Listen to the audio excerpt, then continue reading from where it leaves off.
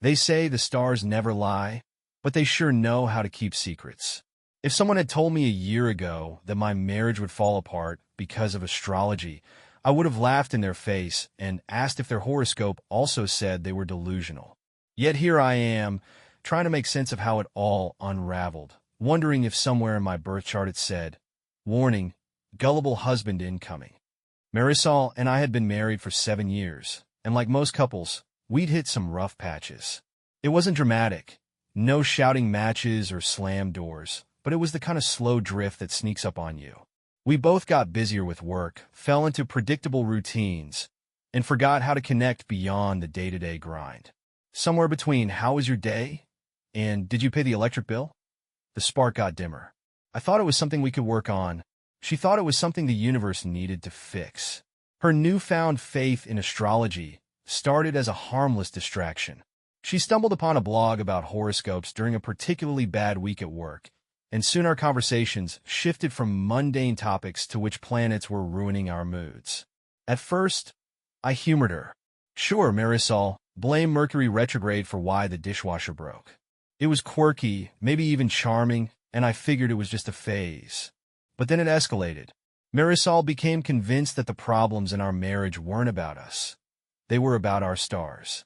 She printed out our birth charts and taped them to the fridge like some kind of cosmic to-do list. "Your Saturn in Capricorn is so restrictive," she said one night as I poured myself a beer. "No wonder you're so resistant to change." I had no idea what that even meant, but I let it slide because, honestly, I thought it was just her way of coping with the stress. Then Jasper Sagewood entered the picture.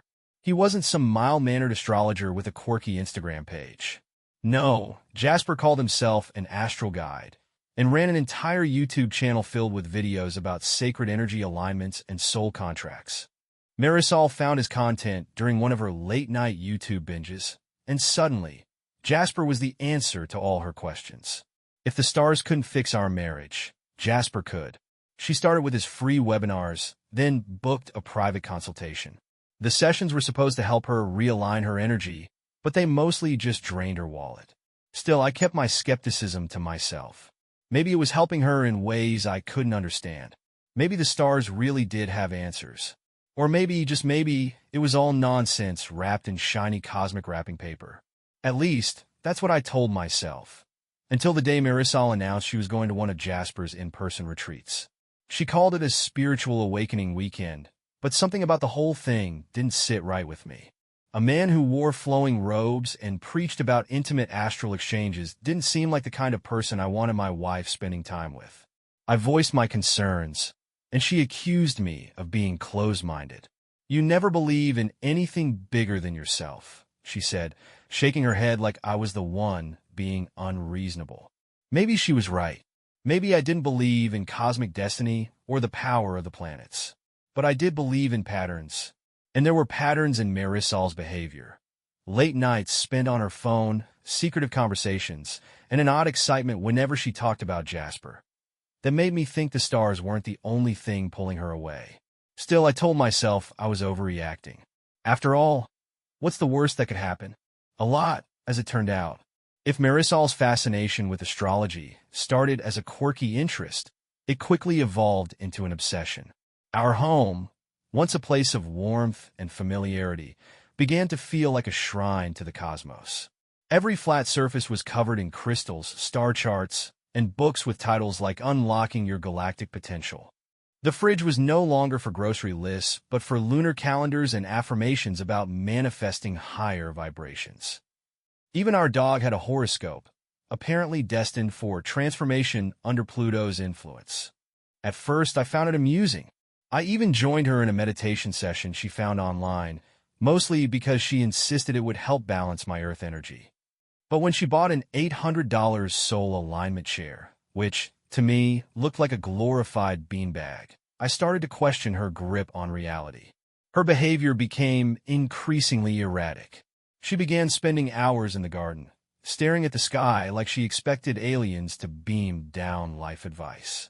Meals went from hearty casseroles to celestial fasting, where we ate nothing but kale and sipped on moon water she left outside overnight to charge. If I dared question any of it, she dismissed me with some vague cosmic jargon. You wouldn't understand. It's because your Mars is in retrograde. I didn't even know what that meant, but apparently it was my fault. And then came the proposal. It was a Tuesday evening, one of the rare nights we both sat down together for dinner. I was halfway through a bland, star-aligned salad when Marisol hit me with it. She leaned forward, her face aglow with excitement. Though not the kind you want to see during a marital conversation. I've been doing a lot of thinking, she said, about us, about our stars, and how we're not truly aligned in this life. My first thought was that she wanted a divorce. But no, what she wanted was far more bizarre. Marisol believed that the universe was calling her to explore connections beyond our marriage. She said our energies had grown stagnant and that the stars had revealed a solution, an open relationship. It's not about you, she explained, like a doctor diagnosing a patient. It's about expanding our cosmic potential by sharing our vibrations with others. Apparently, Jasper Sagewood had mentioned the concept in one of his seminars, calling it a path to astral liberation. I had no idea what any of this meant, but it sure sounded like she wanted a free pass to sleep with other people, and expected me to be cool with it. At that moment, all I could think about was how far we'd fallen. 7 years of marriage boiled down to kale salads, crystals, and the suggestion that I expand my vibrations. I wanted to laugh at the absurdity of it all, but there was nothing funny about the look in her eyes. She wasn't joking. She truly believed this was the answer to our problems. I told her I needed time to think, though what I really needed was a drink. Marisol went to bed with a smug smile, probably thinking she'd just unlocked some next-level spiritual achievement. Meanwhile, I sat in the living room, staring at the star charts on the wall and wondering how my life had turned into a cosmic soap opera. Deep down, I knew this was only the beginning of something far worse. The stars may have been aligned for Marisol, but for me, they were spelling disaster. It wasn't long after Marisol proposed her so-called cosmic liberation that I started to notice just how deep her obsession and her detachment from reality had gone. The woman I married, once level-headed and full of practical charm, now spoke exclusively in riddles about aligning frequencies and transcending earthly limitations. It felt less like I was living with my wife and more like I'd accidentally joined a fringe cult. Her fixation on the open marriage idea became a regular topic of conversation, dropped casually as if she were asking me to pick up milk from the store. She'd say things like, "I think allowing ourselves to connect with other energies will heal us," or "I saw in my chart today that my Venus is calling me to experience new desires." The last one she delivered while scrolling through Jasper Sagewood's Instagram page, which, to my dismay, was filled with shirtless yoga poses and cryptic captions about divine unions. At first, I thought it was just talk, another phase in her spiritual journey that I could ride out with minimal damage. But soon, the cracks in her story started to show. She became increasingly secretive, clutching her phone like it held the answers to the universe. Her late-night sessions in the garden grew longer, and she started taking meditative walks that conveniently coincided with Jasper's workshop schedules. The biggest red flag, though, came one Friday night. I had gotten home early from work, hoping to surprise her with a rare dinner date, an attempt to remind her of the real-world relationship we once had. But instead of finding her at home, I found a note on the counter. Gone to an alignment session. Don't wait up. Alignment session? I didn't remember anything on her calendar about that. Something about it didn't sit right.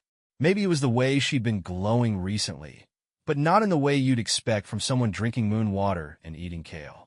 It was a glow of satisfaction, like someone with a secret too delicious to keep hidden for long. I tried to shake the thought. Paranoia wasn't going to help.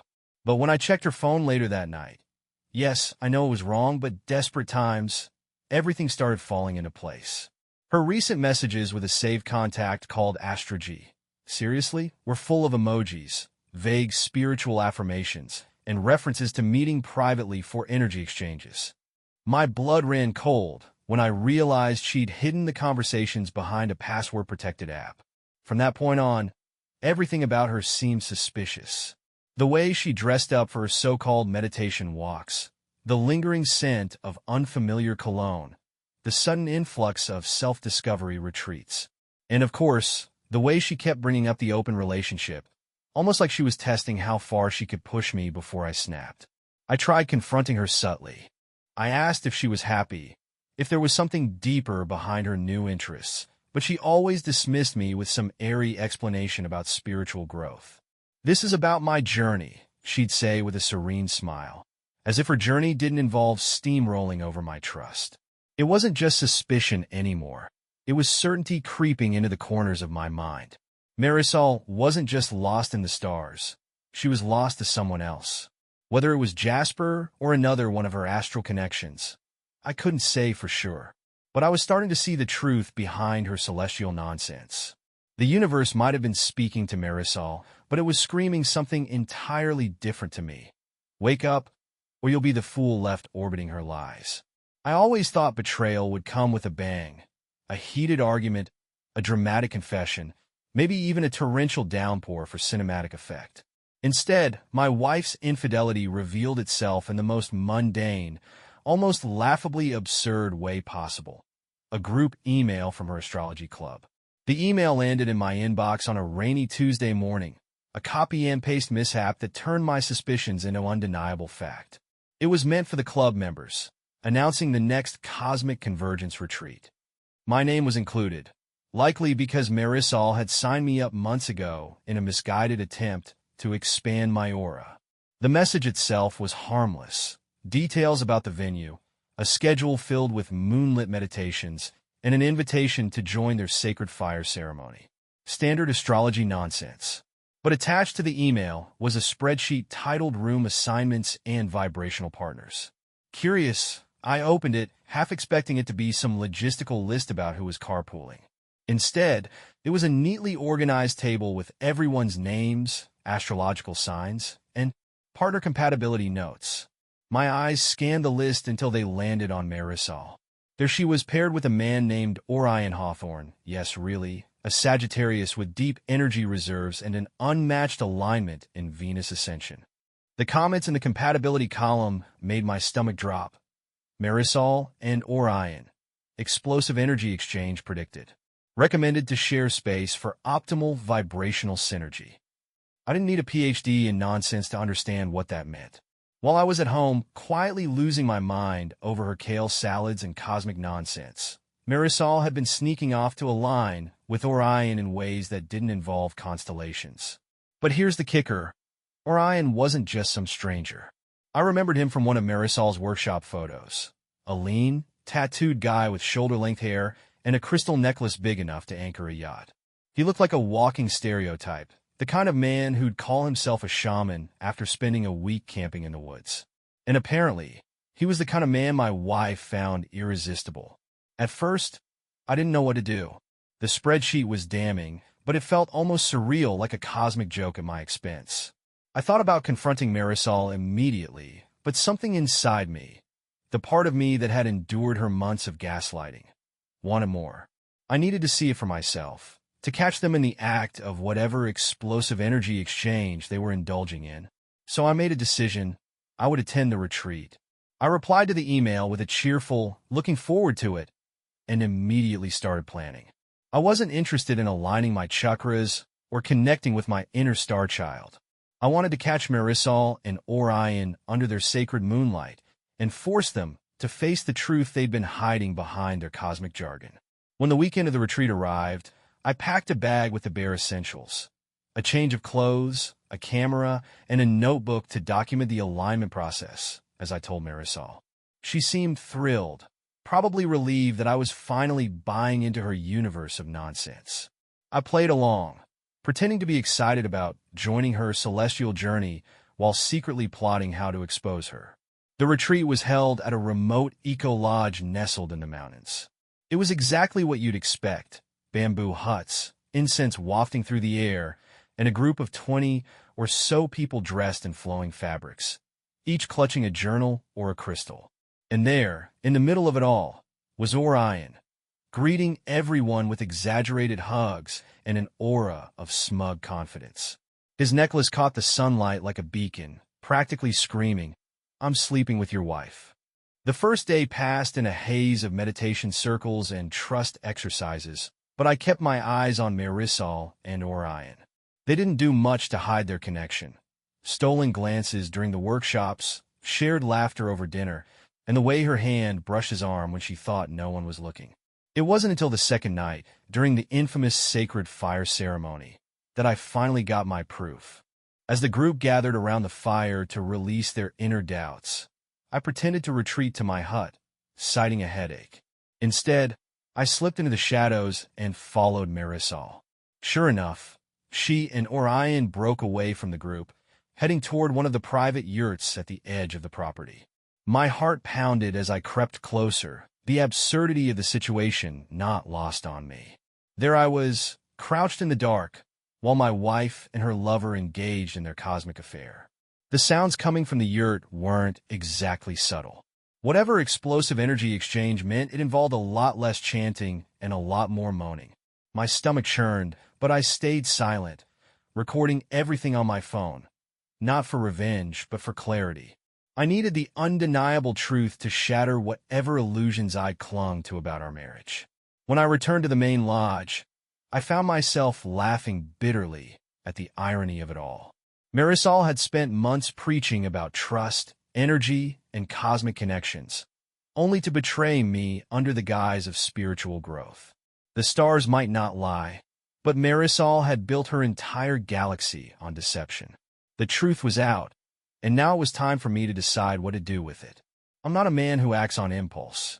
Normally, I'd let logic simmer until it cooked up a reasonable plan.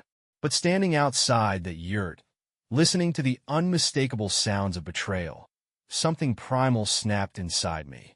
All the months of suspicion, the endless cosmic jargon, the smugness of Orion's crystal-laden aura, it boiled over into one burning need. They had to face the truth, right here, right now. With my phone still recording, I stormed into their so-called sacred space. The yurt wasn't locked. Of course not. Trust and openness, right? The flap flew open with dramatic flair, revealing a scene straight out of a bad romance novel. Orion, shirtless and glistening with sweat, whether from exertion or some essential oil ritual, I didn't care, froze mid-motion.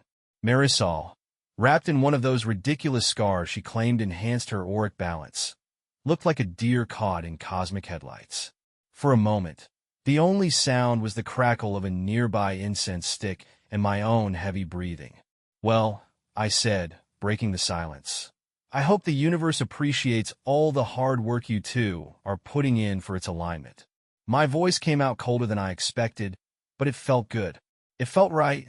Marisol scrambled to cover herself with the scarf, as if that would somehow shield her from the truth, or my wrath. This isn't what it looks like, she stammered, her words as flimsy as her spiritual excuses. Really? I shot back, holding up my phone. Because from where I'm standing, it looks like the stars told you to betray your husband with a walking cliché. I turned the camera toward Orion, whose smugness evaporated into a mix of fear and confusion. Nice crystals, by the way. Do they help you seduce other people's wives? Or are they just for show? Orion, for all his cosmic wisdom, had no words.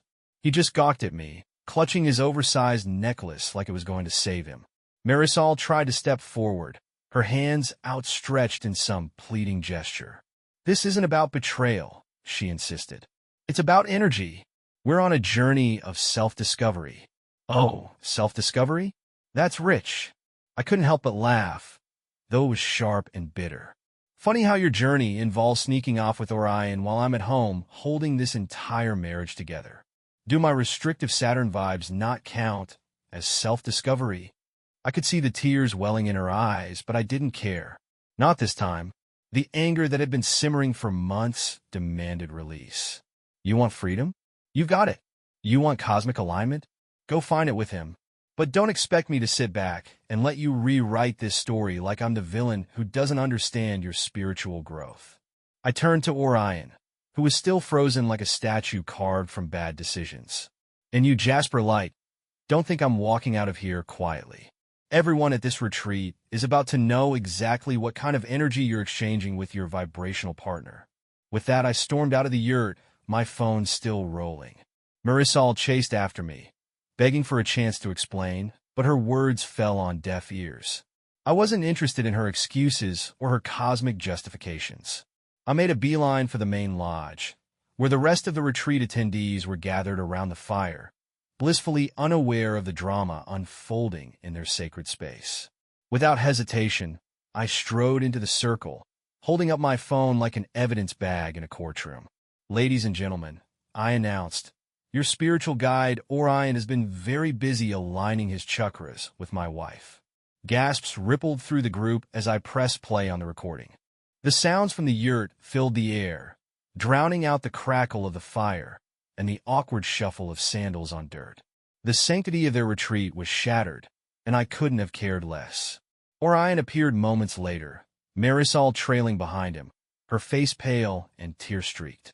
The other attendees stared at them with a mix of shock, judgment, and uncomfortable fascination. No one said a word, but the silence was louder than any accusation. I didn't stick around to hear their cosmic excuses. My parting words were simple: enjoy your vibrations. I'm aligning myself with a lawyer. As I drove away from the retreat, leaving the stars, the yurt, and my broken marriage in the rearview mirror, I felt something I hadn't expected: relief. For the first time in months, the weight of her lies was gone. Let the stars decide her fate. I was done. It's funny how betrayal doesn't just end a relationship. It sets fire to everything you thought you knew about yourself. By the time I pulled into our driveway after leaving that cursed retreat, I wasn't the same man who had once believed in love, trust, or even second chances. I was something new, sharpened, hollowed out, and strangely unbreakable. I didn't wait for Marisol to come home. I didn't want to hear her excuses, her tears, or her cosmic ramblings. Instead, I got to work. There's a certain clarity that comes with devastation, a calmness in knowing that you've already lost everything worth saving. I packed her belongings into black garbage bags. Ironic, really, considering how much she preached about removing negative energy from our home. I left the bags by the door, along with a note written in the coldest, clearest words I could muster. "Your journey has ended here. I suggest you align yourself elsewhere." But I wasn't finished. Marisol had burned me, so I made sure the flames consumed everything. I drafted a letter to her astrology club, detailing exactly what their guiding light, Orion, had been up to. I attached the video for good measure. By the time I hit send, I imagined their peaceful little world crumbling under the weight of their own hypocrisy. Maybe it was petty, but after everything she'd put me through, I figured I deserved to be petty. And then came the piece de resistance. You see, Marisol had been vocal about her desire for freedom, so I decided to give her exactly that. I filed for divorce the very next morning and made sure the papers included a clause about infidelity, complete with timestamps, videos, and screenshots. In a state like ours, that kind of evidence doesn't just hurt, it leaves scars. Marisol wouldn't just lose me. She'd lose any chance of financial stability, the house, and even the car she'd insisted on manifesting last year. When Marisol finally returned, it was as if she hadn't yet realized her world had ended. She stood on the doorstep, her face swollen from tears, clutching the scarf she always wore like some cheap talisman. She saw the garbage bags, the note, and the emptiness inside the house, and for the first time in months, she looked grounded, like gravity had finally caught up with her. I didn't let her in. I didn't need to. The papers I handed her said everything that needed saying. She tried to plead, of course. It wasn't what it looked like, she cried, the words trembling in the air like they might somehow undo the truth. But I didn't flinch. I just watched her unravel on the porch, her cosmic bravado reduced to nothing but hollow words and broken dreams. "Your stars failed you, Marisol," I said, my voice calm but laced with venom. "You wanted freedom? Now you've got it. Enjoy it." She left that night, and I haven't seen her since. Last I heard, she's living in a shared studio apartment with Orion, running tarot readings for $20 a session and posting manifestation tips on Instagram. It's ironic, really. Her search for cosmic fulfillment led her straight to rock bottom. As for me, I found something far more satisfying than astrology or love ever offered: peace. My house is free of moon water and star charts. My fridge is once again filled with actual food, and my evenings are spent doing something I haven't done in years, relaxing. People often ask if I regret how it ended, if I wish I'd done things differently. The truth? I don't. Some people look to the stars for answers, but I learned that the best clarity comes from within. And if Marisol taught me anything, it's this: you don't need a cosmic alignment to find peace. You just need to cut out the chaos and never look back. The stars didn't lie. She did. And now, the only thing aligned in my life is me.